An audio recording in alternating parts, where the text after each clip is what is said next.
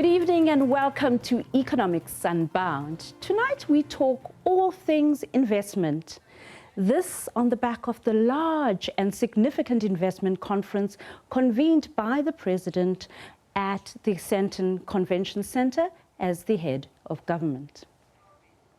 We will not be deterred by our difficulties. Tans, this is what the President said. Foreign direct investment has been but a trickle as South Africa's gross capital formation figure failed to lift levels of capital formed in the economy. Gross fixed capital formation is an important macroeconomic concept. It is mainly used in official national accounts. Well, Nana, there was a bit of a spike in FDI in 2018, but yes, Nana, the concept of gross capital formation dates back to studies by an economist called Simon Kuznets in the 1930s, and it measures the value of acquisitions of new or fixed capital in the economy. So, if businesses are being acquired and commercial acquisitions are being made, this is the figure to look at, as it statistically measures the value of acquisitions of new or existing fixed assets by the business sector, or government, or even households. Now, gross capital formation is one of the biggest macroeconomic indicators of total investment in an economy. In South Africa, it currently sits at 18% of GDP. Now, during the post-apartheid boom, it rose nicely to 23%. Nana, it is interesting to note that those fast-growing Asian tigers sit at a healthy 30% gross capital formation to GDP, and our own National Development Plan, which is government's blueprint for our development, tracking the ambitious goals set by these Asian tigers, set us a target of 30% gross capital formation. But Tans, this is the most significant figure that tells us about the investment levels in our economy, but it is somewhat inconclusive. We'll have to break down how much investment comes from the state or public sector, and then how much actually comes from the private sector. Then, how much is from foreign direct investment, which is what the President is attempting to drum up. Foreign direct investment. He's also, through the austerity budget, trying to force down public sector spending, while encouraging domestic private sector investment. But, Tans, you were supposed to tell the viewers what the most important exclusion from gross fixed capital formation is: land sales and purchases. Tans, the land question. Not so funny, Nana. So, Nana, let us get really granular and specific. It is the government of the day that often is responsible for the bulk of investment in any economy, including the South African economy.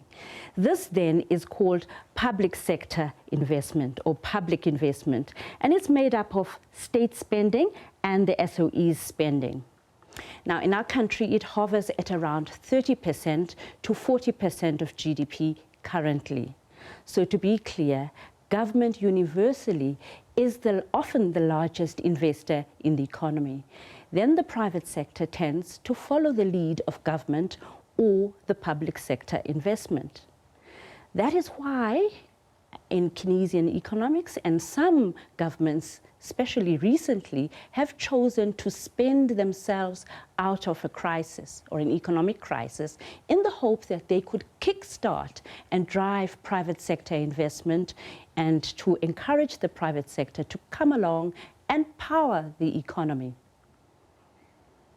So, is the tail meant to wag the dog rather than the dog wagging the tail?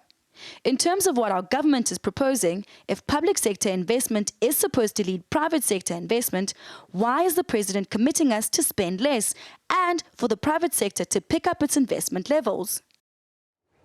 Well, we'll discuss that with our guest later on, but due to austerity and the trouble in state-owned enterprises, the government has been unable to spend, citing huge debt levels, huge debt servicing costs, and as such, public sector investment contribution to gross capital formation has decreased. and its contribution to GDP has also decreased, I think by about 18% from 2015 to 2018. So if the big investor was not spending, that explains why the investment levels were generally low in our country, hence the president's drive to drum those up. Now, investment in the South African economy did pick up in 2018. There was a significant surge forward. The spike was due to an increase in intercompany loans. Foreign direct investment in South Africa made a significant recovery in 2018 after several years of low levels of investment flows. According to the latest United Nations World Investment Report, in contrast, investment in some of the other large recipients on the African continent was rather slow, and that's including Nigeria, Egypt, and Ethiopia, which declined in the year 2018. This really just lays out exactly what has happened from last year's investment conference. We saw a project total of around 300 billion being raised. In general, we saw the cost of close to 60 billion, should I say, with regards to certain projects. The pre-implementation of those projects had cost around 20 billion rand then as well. Implementation of that project itself, though, has perhaps been lagging ever so slightly, but still around 250 billion rand in terms of that. Product launches themselves have cost around 40 billion in terms of the currency. Now, let us listen to what some of the contributors shared with us at the investment conference. As in 2018, President Cyril Ramaphosa set a target to lure investors and to drum up about 100 billion by 2023 in an attempt to reignite the economy, and this has been falling far short of the 5.4% annual target set in the National Development Plan, the government's blueprint for eliminating poverty and reducing inequality. Now, according to the UN report, while FDI in some large economies on the continent, such as Nigeria and Egypt, contracted, this was outweighed by a surge of inflows to other countries, most significantly our own country, South Africa. Now, overall, Africa escaped the global decline in FDI as flows to the continent rose to $46 billion in 2018, an increase of 11% on the previous year. President Cyril Ramaphosa on a charm offensive, telling investors that South Africa is open for business. The president says the investment conference is not a talk shop and that many investment pledges made at last year's event have materialized. He says this has gone a long way to create jobs and help the country address its socio-economic challenges. The president says focus is being put on clearing impediments to investments in the country. He says a portal is being piloted to make registering a business take a few hours. Steadily but surely, we are making South Africa a much more competitive destination for investment by reducing the cost and improving the ease of doing business. We have set ourselves the ambition of being in the top 50 countries in the world, in the World Bank Ease of Doing Business Index within the next 3 years. Through the expanding of network of Invest SA's one-stop shops, we are working to remove bureaucratic as well as administrative hurdles to investment. And this we're doing having had discussions with a number of you as investors and potential investors. We've taken steps and continue to take steps to remove all these hurdles and impediments. The president announced that additional special envoys have been appointed to focus on specific sectors of the economy that need attention. Among them, Jeff Khadeve, who will focus on oil and gas exploration, while Derek Hanekom will focus on tourism. Focus is also being put on addressing policy uncertainty in the mining and oil exploration space.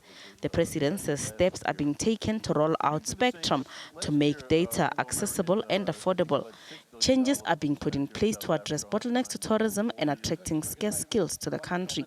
He says requirements for unabridged birth certificates when traveling with minors have been abolished. Government is also piloting an e-visa portal, making it possible to apply for South African visa online. A sore point in the South African economy, however, is affordable and reliable energy supply. We have embarked on urgent, far-reaching measures to overhaul the energy sector, to ensure that it meets the needs of our economy and our people into the future. These measures are set out in the Integrated Resource Plan, which was released by the Minister of Minerals, Resources and Energy, as well as the paper on Eskom, which was released by the Minister of Public Enterprises. We've set out a clear process with timelines which are meant to address the issue of the restructuring of Eskom, our power utility. We want to restructure it so that we modernize it, having learned from what a number of other countries have done in their energy space. The Africa Free Trade Agreement is seen as a game changer for African countries to trade with each other. Intra-Africa trade is at a low 15%. The president says infrastructure will be a key driver for industrialization. An infrastructure fund has been set up to drive this initiative. Flora Stefakomosi, SABC News, Johannesburg.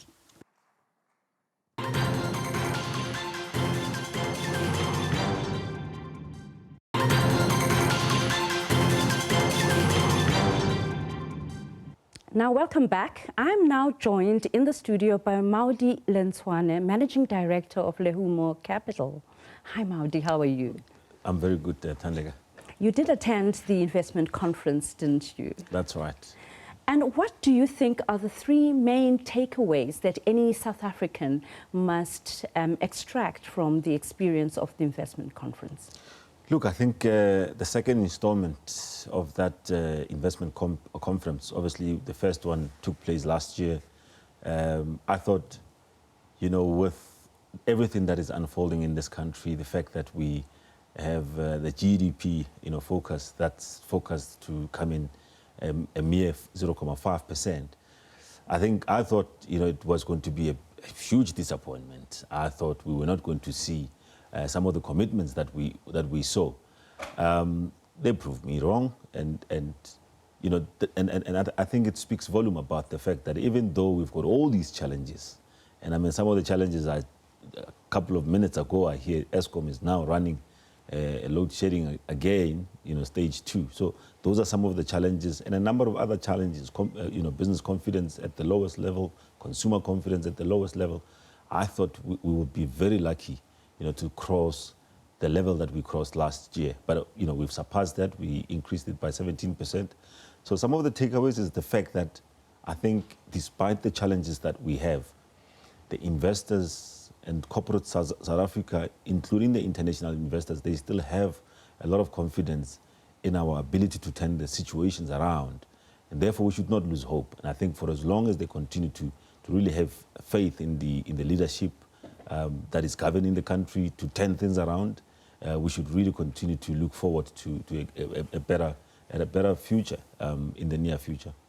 And what else other than hope and belief in the system can South Africans extract meaningfully from the conference?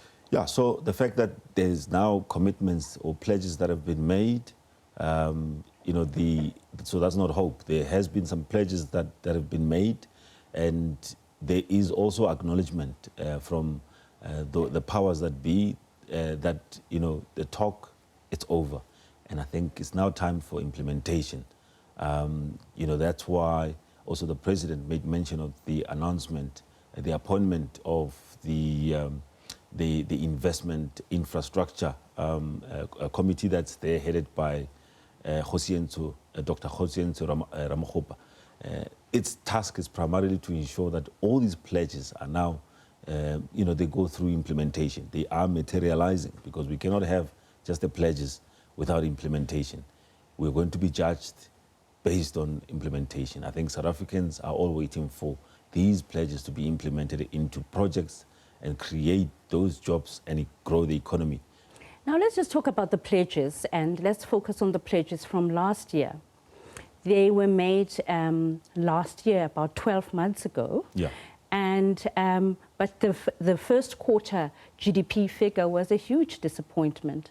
Now, if you translate the quantum of those pledges into a percentage of GDP, yeah, then it makes the first quarter completely inexplicable if those pledges did seep through into the economy. Yeah, see, that's the thing. Those pledges did not, seep through the GDP, because these companies have made the pledge that they are planning to invest this much. It hasn't been invested. Now, what needs to happen is we then need to move away from it. It's a commitment. Let us implement it.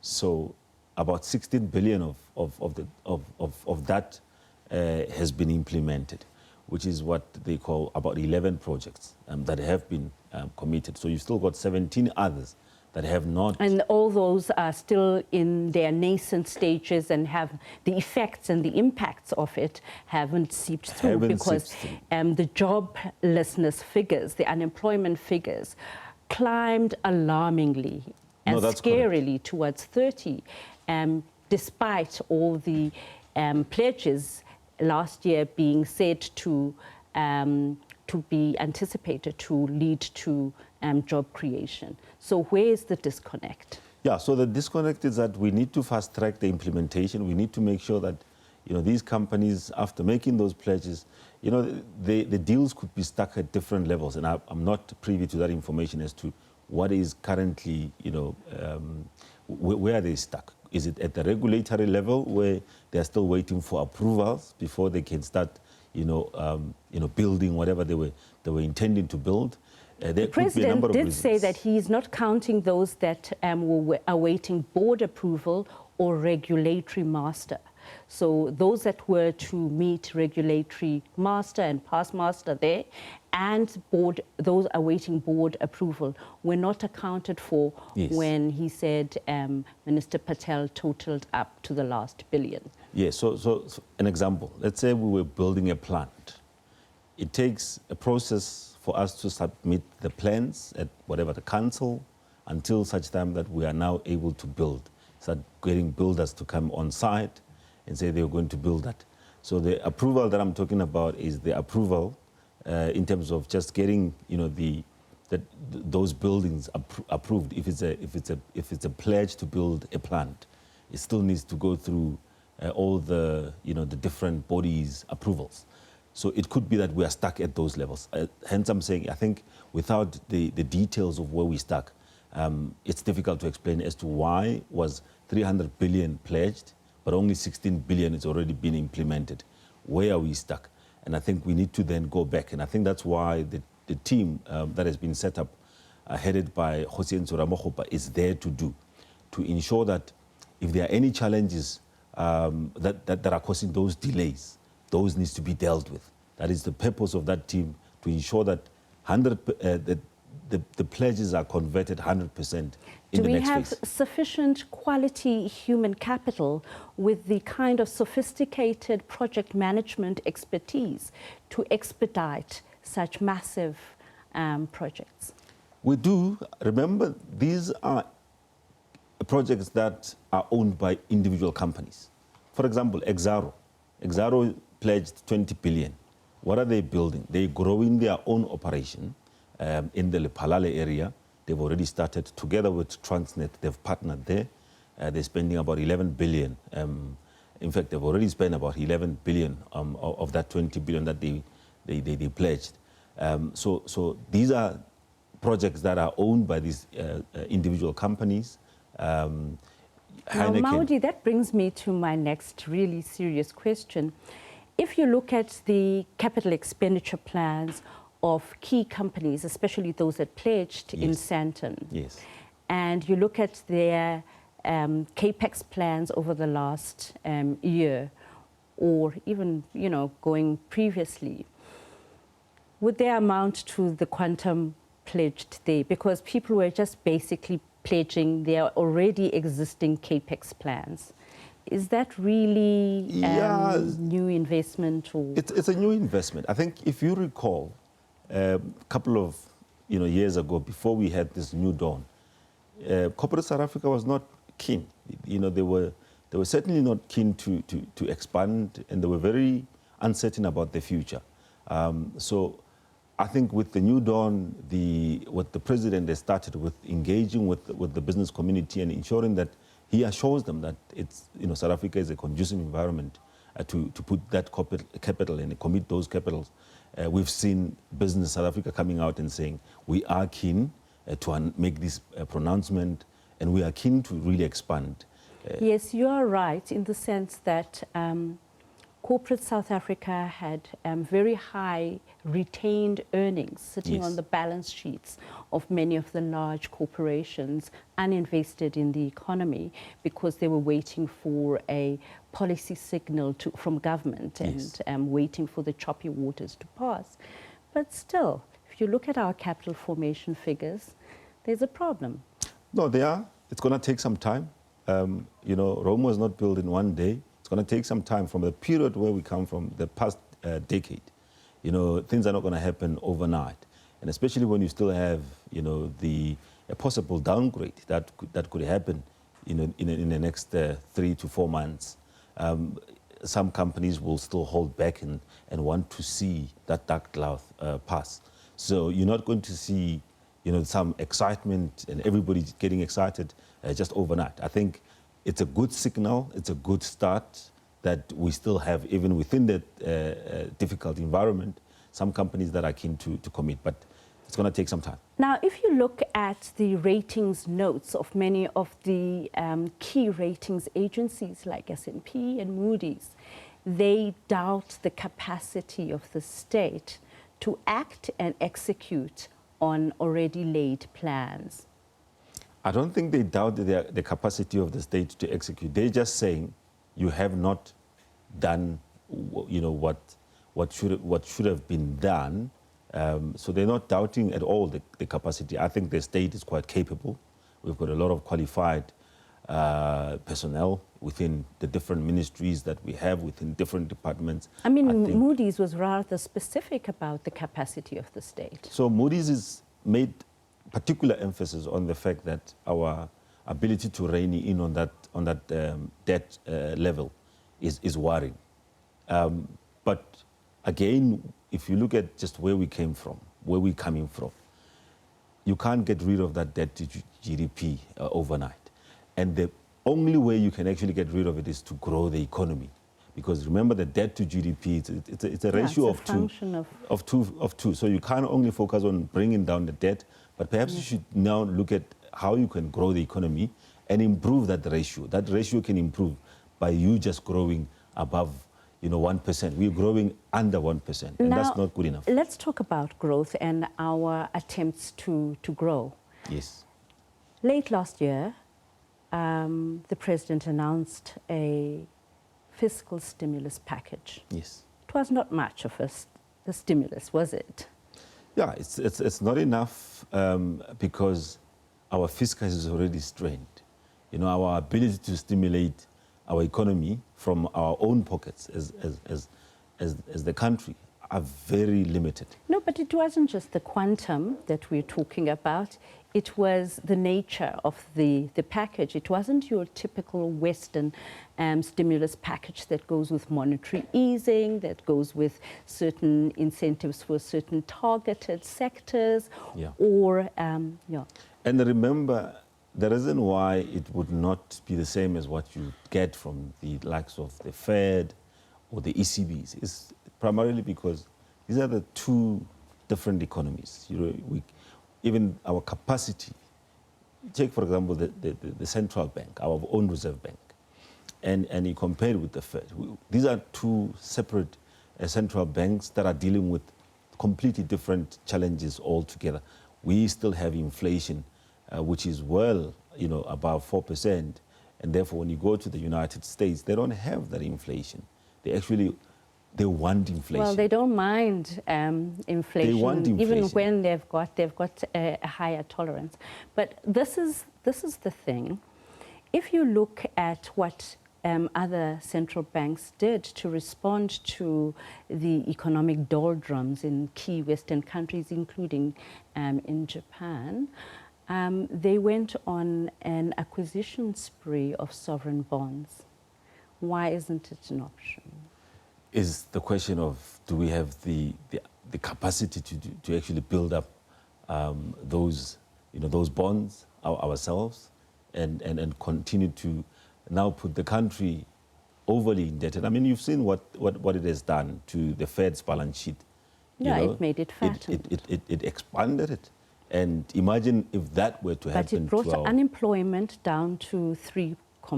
100%. And it gave the productive sector a breather. Which is why I'm saying, if you look at the makeup of your own economy, you would realize that perhaps just even cutting the interest rates down to the zero level will not benefit us as an economy, because of the structural differences between our economy and that of the US. It might look like just stimulating. We don't have, many poor people don't have debts. They don't have that. They need an income to actually be able to buy. You need a job. So if you cut the interest rates, you're not doing anything for them because they don't have debt. If you give the productive sector a breather, maybe they'll be able to employ. But let's get back to the investment side. Yes. Can you just share with us the three advantages, like the three main sectors that tend to invest, and how South Africans out there can learn about these and get to know about them? I think as an economy, personally, I think we have not taken care of the small, medium enterprises. We're not supporting them enough. And if there's one sector that can potentially grow our economy and create those much needed jobs, it's the small, medium enterprises. We need to encourage that entrepreneurship and create a conducive environment for those entrepreneurs to really flourish. They are struggling. They are under a lot of pressure. They get paid late by the very same government that promises that they are doing something for them. When their invoices are spending 90 days without being paid, how is that contributing positively towards them? I'm not even talking about the other red tapes, such as the period it takes to register a company, the processes with the submission of the tax returns. Those red tapes collectively. In China, they have a special desk for small businesses at the People's Bank, the Central Bank of China, and they have a differential interest rate for those small companies in order to lower the cost of capital so that they can scale their businesses. However, we haven't yet even arrived at creating a rich ecosystem for these businesses, have we? And those are some of the challenges that these small, medium enterprises faces. They are closing down at an alarming rate. Many businesses are really frustrated, and I think we've got to take a serious look at that and begin to turn things around from there. And I think a lot of our problems will then be answered. Now let's take a look at the budget that was announced a few days ago, the midterm budget by Minister Tito Mboweni. Now he basically announced an austerity budget, and he warned against us marching along, hurtling along to the 70% debt to GDP line, and saying that we have spent more than we can afford and that we must pull back. So basically he introduced and signaled deeper austerity. Normally in an economy, it's the public sector spending that triggers spending from the private sector. So public sector spending leads to private sector investment in the economy. Now we want to do it the other way around. How can we? Look, we don't have an option. The problem is we have accumulated so much debt.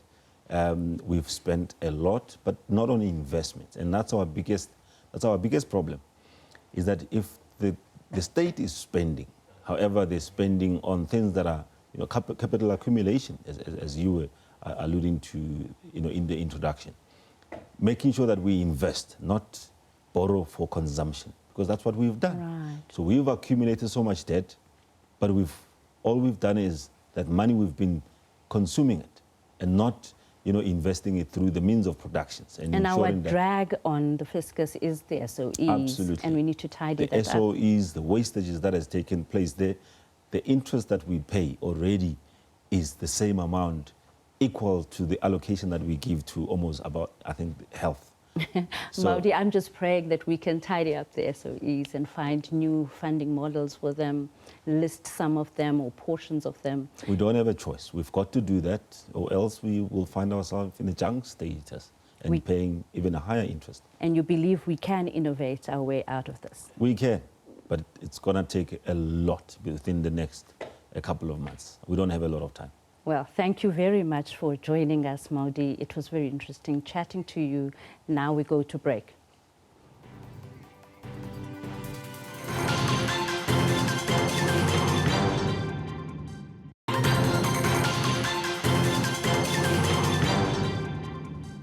Welcome back. Now, entrepreneurs attending the second South African Investment Conference are optimistic about the African Continental Free Trade Area. They say the trade deal will make it possible to expand into the rest of the continent. The African Continental Free Trade Area brings with it hope for many small businesses. The agreement is expected to favor small and medium-sized businesses responsible for more than 80% of Africa's employment and 50% of its GDP. The investment conference currently underway has opened up the conversation to entrepreneurs who hope to reap the rewards of the agreement. That agreement that the government, of course, with other governments across Africa have finally begun to communicate around is extremely encouraging for us. This is because the bulk of our intended beneficiaries don't reside in South Africa. The bulk of our intended beneficiaries are residing in the other parts of Africa, constituting around 620 million people who don't have access to electricity. So for a business like ours to have access to those markets, we envisage not only that it will allow us to scale our business, but we'll also be able to provide people across the African continent with the dignity that comes with grid connectivity or the connectivity and access to electricity. That conferences like today's are a step in the door, they're a foot in the door, and they start to open the conversation. Is everything going to happen today at a nice conference in Sandton? Possibly not, but it is a start. And I think businesses like myself that are then invited either in capacity as exhibitors or panelists, we then have the chance to network with people who are in the room, who are game changers and who are decision makers. The investment conference continues on Thursday in Soweto, where it will focus on entrepreneurship and risk, among other topics. Diabo Seto, SABC News, Johannesburg. Now, liquefied natural gas and helium producer Renergen and the New Development Bank, among others, also pledged investments into the South African economy this week. I need to set the scene to what happened in this country. So wind the clock back around 2 billion years. And the country was blessed with the largest asteroid ever to have hit the planet. It's this asteroid that endowed South Africa with the majority of its mineral wealth, and that's what's driving the nation forward at the moment. It also laid the foundation for the development of arguably the world's most unique natural gas field. And Renergen now is proud to be the sole holder of an onshore petroleum production right awarded by the DMR and PASA. The field is unique in the sense that the gas comes from bacteria, which means that it's a completely renewable resource. This is something that has never been seen before, where you drill for gas and the gas just keeps flowing because bacteria produces it. It's also unique because it contains an incredibly important element called helium, which is not just important for balloons. It's important for rocket launchers, manufacture of cell phones, TVs, any kind of high-end equipment, MRIs. Is really at the very cutting edge of technology. Now, where the rest of the world enjoys concentrations of 0.1 to 0.3%, our last well clocked in at 11%, thanks to this asteroid. It's such an important element that the United States government declared helium the second most critical element to US national security. That then led to Renogen receiving a loan from the US government for $40 million or 600 million rand, which combined with our recent dual listing on the Australian Stock Exchange brings in a total of 700 million rand of foreign direct investment into South Africa to make sure that this critical element comes online in 2021. Not only creating over 100 cumulative jobs over the next 2 years, but also setting the scene as the very first producer of LNG in South Africa onshore for commercial purposes. This will lay the foundation for South Africa's entry into a domestic onshore LNG economy. We're pledging today to invest 750 million rand into this project and into South Africa. I have the mandate from the president of the bank, who unfortunately could not be here today, that for 2020 the bank will pledge $1.6 billion as a minimum target for infrastructure investments for next year. We hope to still reach the 2 billion target because there's something magical about a round number, and I'm sure you will mention that to me and to him. But $1.6 billion is what we have in the pipeline right now for 2020. Let me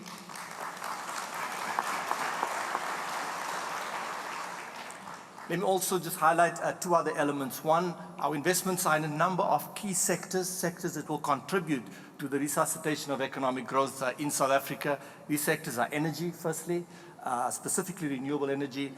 Secondly, a big focus on transport, upgrading of ports, the roads network.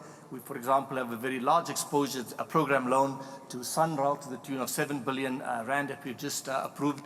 And then finally, water, as you know, is a very scarce resource in South Africa. We have a significant project with DCTA that we have approved for the Lesotho Highlands Water Project Phase 2 in Lesotho.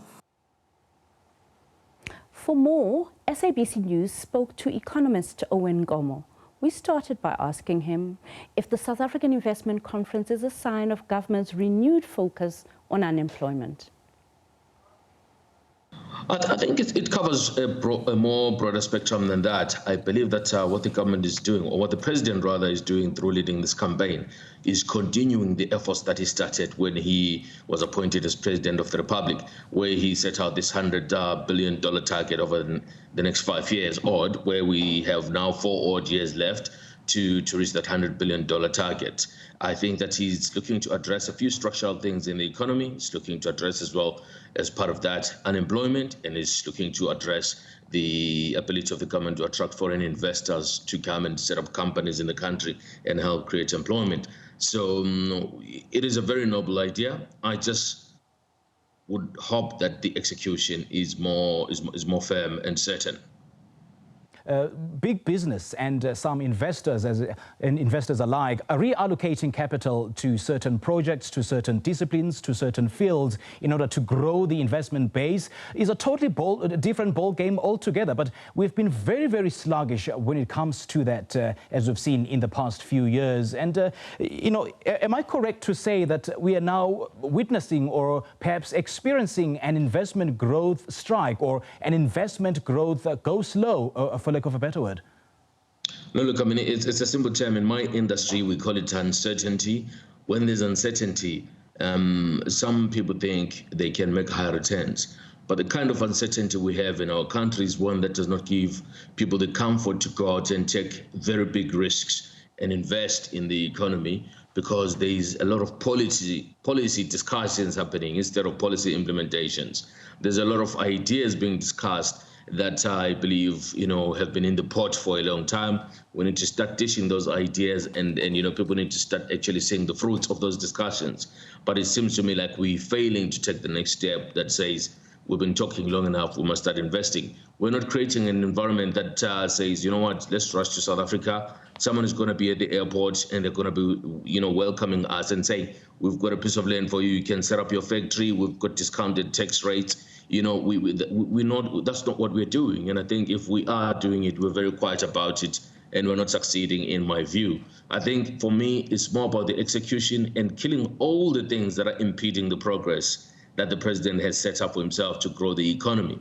And I think that some of the challenges that we're facing as a country in terms of dealing with the lack of growth in the economy are self-inflicted, and I believe that we need a different approach in terms of handling those issues. We should be brave enough to point them out And importantly, we should be brave enough to say government officials must account for, failing to deliver on some of these mandates. That would help us see people being more comfortable to invest as South African investors and as foreign investors in the country.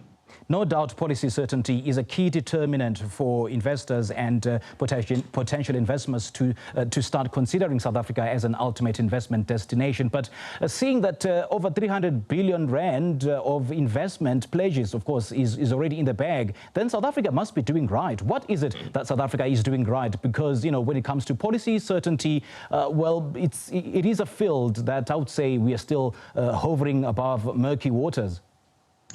Mr. Ngongwane, I think that there's also a need to kind of dissect that number. When you say 360 billion rand has been placed, is it being placed because the president's gone out to ask for people to come and invest in the country?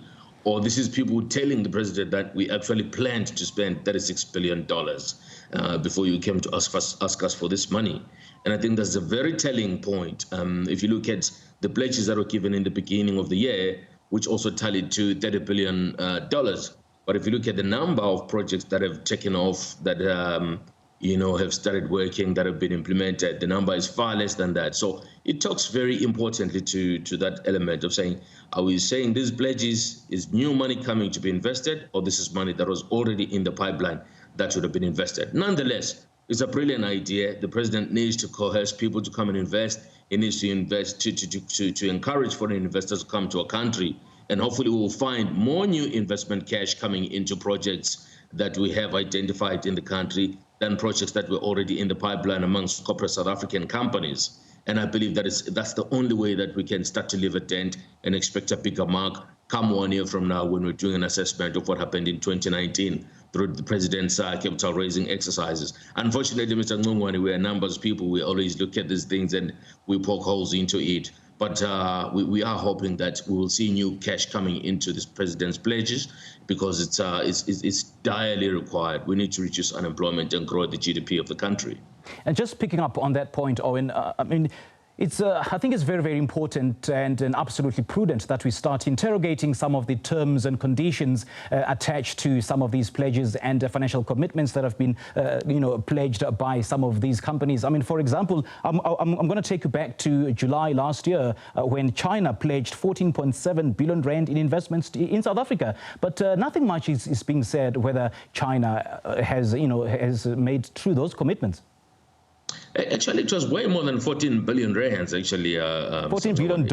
Yeah, it was in dollars. The number was in dollars. So, and again, I think we have not seen an update to say of that money that was pledged, specifically from the Chinese. This is a amount that's been converted. And specifically talking to the Chinese investment pledges, what are the terms and conditions? Because we've seen our fellow compatriots across the continent who have failed to make payments back in debts that was raised through China, where they're losing substations. We've seen that happen in Zambia.